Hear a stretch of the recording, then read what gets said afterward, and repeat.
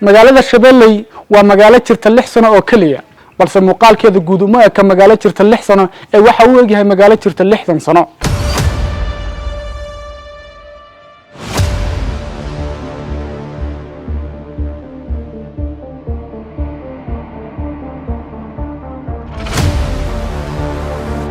sida idin muuqata magaalada Shabeelley waa magaalo baaxad weyn oo aan u muuqanin magaalo jirta 6 sano marka loo eego baaxadeeda dhismaha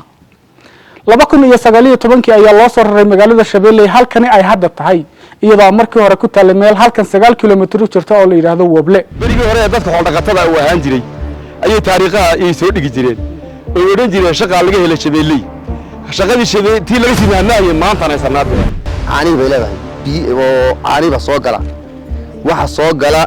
xooliba soo gala anta boss ninkii kule Shabeelley aad buu qiimo badan yahay iska oo magaalada Shabeelley inay wax ka samayso doonayso qama furan ma ku soo dhaweynayna soo dhawaada waan leenahay magaalada waa magaalada dalxiis magaaladiini barnaamijka kama laha magaaladan waxa weeyaan damay dad bulsho waxa degan dadka soo dhaweynaysa jiray wadooyin fara badan oo xaadnay baa jira qaybo kala duwan oo dib u habeyn ku sameynaa jira master balaaynka iyo balaaranaya jira